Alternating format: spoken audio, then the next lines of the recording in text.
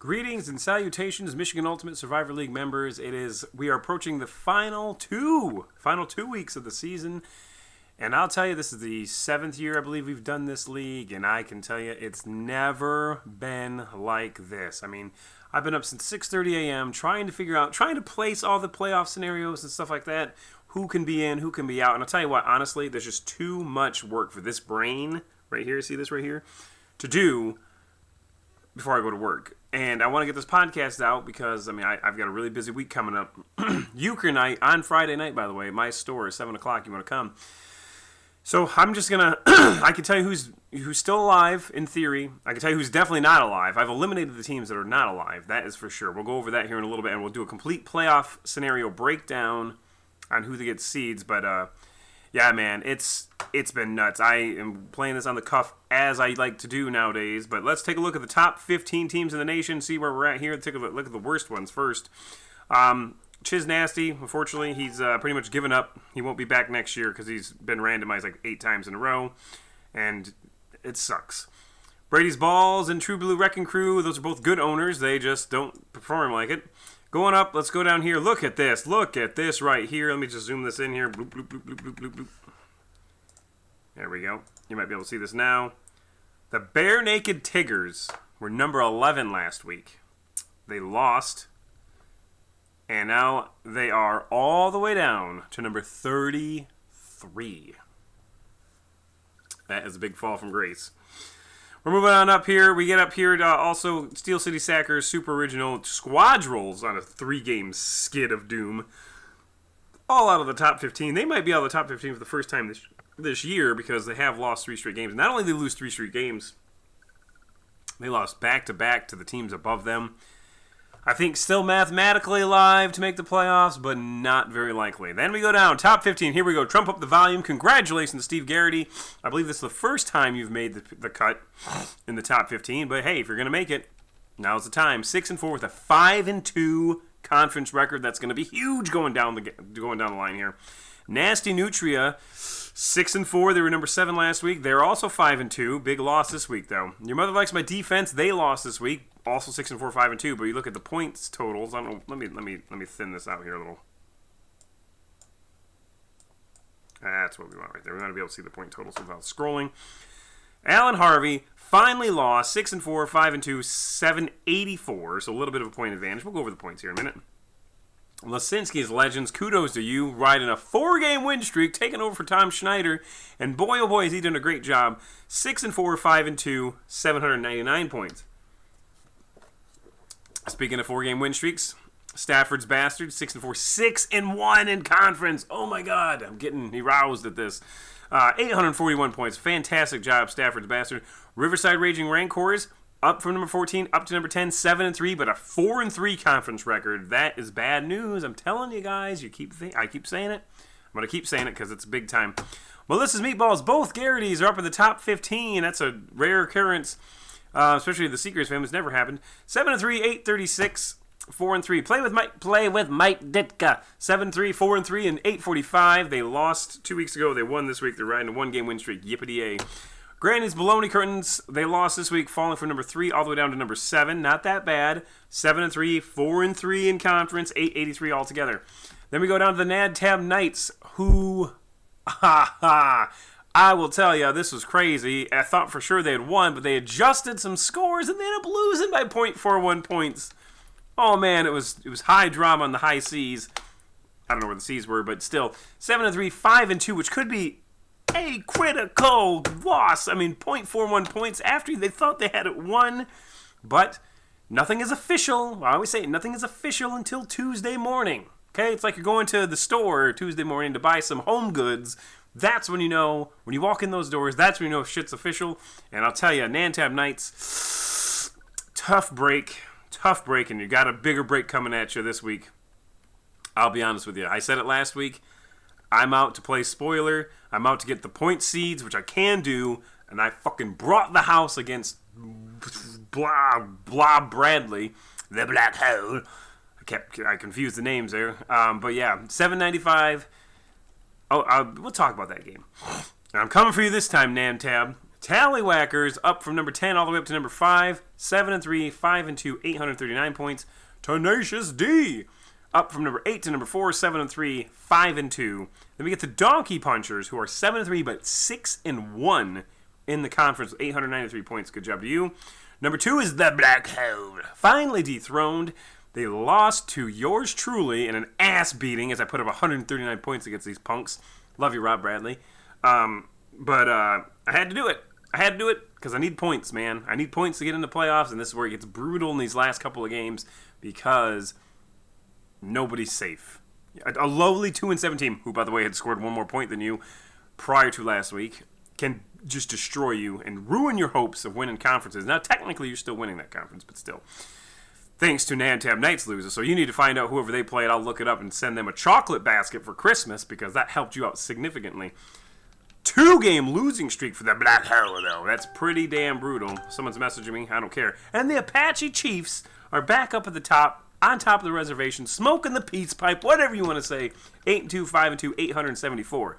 We don't care about players. We don't care about players this week. We're going straight to the nitty-gritty, which is, of course, the conference breakdown. Okay, make sure I'm on the right screen. Let's zoom in here. Let's zoom in so you can see this. Boom, boom, boom. Is that too much? Is that too much? Let's look. I think it'll work. So here we go. The Jeff Lebowski conference. So 2 games left. Okay? 2 games left. Apache Chiefs, they win out. They obviously win the conference. Okay? Tallywhackers. Whoops, hold on. Where am I going? Tallywhackers, 7 and 3, 5 and 2. Still very alive. Let me see if I can pop this thing up here. Let's do this, yeah. These are the teams that can win right here. Okay, this is a little out of order. The Apache Chiefs, 8 and 2, 5 and 2. They've beaten... I don't need to go over these scenarios, but realistically, look at this. Apache Chiefs, Tallywhackers, Riverside Raging Rancors, Carry On Wayward Son, and Nasty Nutria all are still, I think, mathematically alive. Apache Chiefs, obviously, if they win out, they're in. Or they could lose and get some help. I mean, that's it. I mean, there's too many scenarios. Look at this next freaking debacle here. So in the Kirk Lazarus Conference, according to my calculations, the following 5 teams are still alive. Okay, let me just double check to make sure this is right.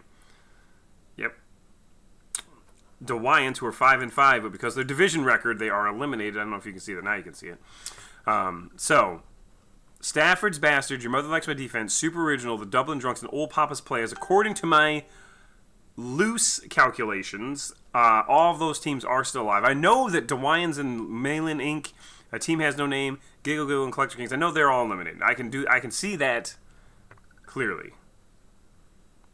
So, is that right?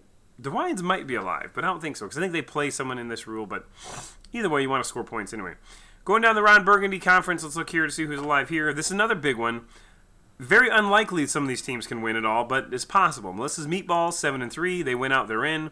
Trump Up the Volume, 6 and 4, with a better conference record, so they're really good. Sticks It In Ya, Cucumbas, Bare Naked Tigers, Cloacal Kiss, and Honolulu Blue Balls, all, I believe, are still at least in the running. Some of them need just ungodly amounts of help, but you never know. Jeff Spicoli Conference, I don't even know what BN means. I must have mistyped something there. Let's take a look and see.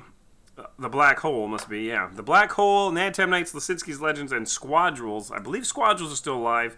Outside chance because they lost the tiebreaker to both of these 2 teams. Did Squadrels beat Lisinski's Legends? Let's take a look.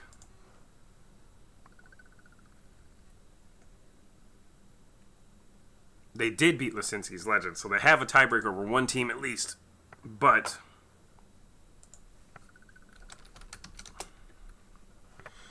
anyway, hold on a second. Anyway, sorry, getting messages about GameCube controllers. Game controllers. Okay.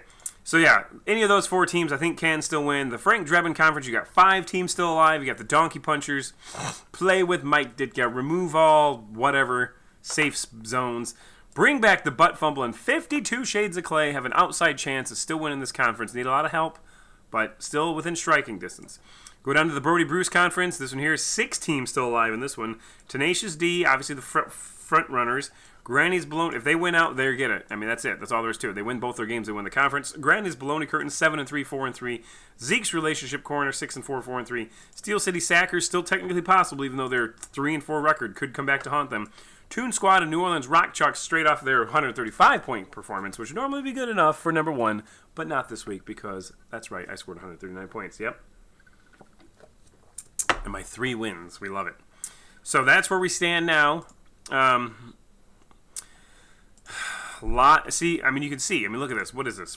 We got 6 teams in this conference. We got 5 teams in this conference. 4 teams. That's 11, 15. Plus 7, 22. 23, 4, 5, 6, 7, 8, 9, 30, 1, 2, 32 teams. In case you didn't know, that is legitimately half of the league. 32 teams have a chance at winning their conferences still, according to this. With 2 weeks to go, I can tell you beyond the shadow of a doubt, this is hands down the closest this league has ever been. There's no one's won their conference yet. In years past, we had, like, I think it was last year, maybe it was 2 years ago. It must have been, well, I don't know. Wally, rip to Wally Cote. Now, he's not really dead, but he's dead to this league. He had won the conference with like 2 weeks left. So he just, he could legitimately start third-string players and not lose any players and still made the playoffs and still won his conference. This year, that is not happening with anybody. You might have someone who wins the conference this week, but that's only 1 week. Now, Wally did 2 straight weeks of starting just nobodies. And, ultimately he did not win the league. So you never know. That's why I love this league, because you never know what's going to happen. It's crazy. On that note, okay, so we're going to take a look at how the playoff breakdown is. Okay, here we go. Very easy.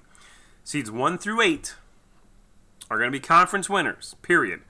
Not only that, but they also get a first round bye. Okay, look at that. See that right there? Type it in, you mean it's official. Seeds 9 through 18... That's a lot of seeds, folks. It's 10 seeds, in case you didn't know. They will get in by best record. So your best record, and this is where you really got to have those conference records, because that is the tiebreaker. Best records, and then you have the head-to-head records, which gets confusing when there's multiple conferences, but it does happen. Those 10 teams will get on a record, so you want to win. Even if you can't even if you're in one of those positions where you're like 5-5 right now, and you can't win the conference, you want to get in because you can still get in based on best record, and also these seeds here, which we'll talk about. These you get in based on a random wild card. Seeds 19 through 21. This goes to the remaining 3 teams with the highest points who are not already in the playoffs. Okay, so. I mean, you take the top 18 teams from the records, and the teams that are left, they get in based on how many points they score, which is, because I'll tell you, you get a team like mine, which I will show you here in a minute, versus a team like Rob Bradley, who, I mean, I love you, Rob, but, I mean, goddamn, your points are ridiculously low.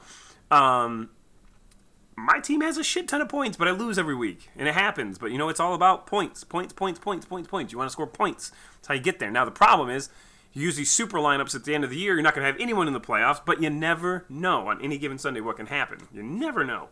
And then finally, seeds 22, 23, and 24, there are 3 wild cards. These are, every team gets in 1 entry per victory you have out of all the teams that are left, and they get pulled from a random lottery, random.org, and that's how we determine that.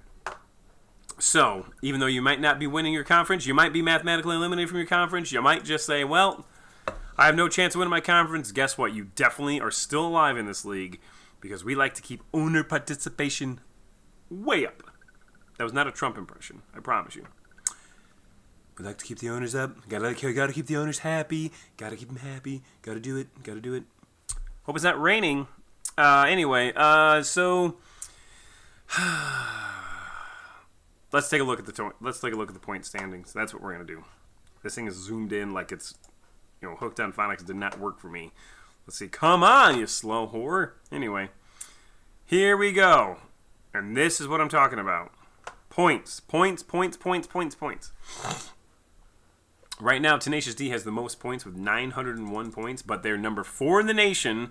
So it would take a catastrophic free fall for these guys not to make it into the playoffs based on record. I mean, they're 7-3. Their worst case scenario is 7-5. I mean, there's no crazy teams. It's almost guaranteed this team's going to make the playoffs. The question is, do they win their conference or not? That's where you get into the craziness. You got the Donkey Punchers, also 7-3, 893 points, almost certainly going to make the playoffs. Then you get these guys. New Orleans Rock Trucks, 5-5, 889 points. They are definitely not guaranteed to make the playoffs by record. If they win both of their games coming up, sure, then they'll probably make it. But if they lose both of their games, who knows? I mean, they have a big jump on some of these players down here. Uncle Rico, same thing. He's 4-6, pretty much guaranteed not to make the playoffs based on record, based on performance. But he is in great shape to make it based on points. A lot can happen though, trust me. Granny's Baloney Curtain, same 7-3. Apache Chiefs are 8-2. 8-2 pretty much, I think you pretty much are mathematically guaranteed to make the playoffs at this point. Then we got Brady O'Bush, 5-5, 850 points. So she's quite a ways down, but keep in mind the top three who are not in the playoffs make it in. Better Bring Your A Game, Rob Jazerski. It's a name I have barely even said this whole season. How I said the most time I brought him up was when I saw him at the trunk or treat with his kids. That's the most time I brought him up. But yeah, he's got a chance because he's 5-5. Could make it in a record. Could make it in points. Get down here, play with Mike Ditka. Probably gonna make it in a record. Cheechki, 5-5, 845. You get down here, there's a lot of ways you can go. Remove all safe spaces. 6-4. Probably gonna make it in a record. You don't know. Stafford. Then you got Providence Power, 3-7. But look at this, 135 points last week, 837 all overall. Look at this, 90 points, 86 points, 81 points, 86 points. This is why this happens. We've had a great year, and they just don't perform well. Steel City Sackers, Melissa's Meatballs, 52 Shades of Clay still alive. Hernandez Hitman, 4-6 still alive. I mean, you get all the way down here, you get down to about 804 points. After that, it's probably these guys probably have no chance of making it in. But I mean, you got teams like Zeke's Relationship Corner, bring back the butt fumble. These guys are all kind of either way. We don't really know. You get down here to the 700s, really, there's no chance they can make it in on points, really. But, yeah, a lot can happen. The final 2 weeks, I mean, we'll do a complete playoff breakdown next week, but this is a pretty good gauge. You know where you stand. If you're 7-3 now, there's a good chance you're probably going to make the playoffs, but you don't know for sure. I mean, it's not guaranteed.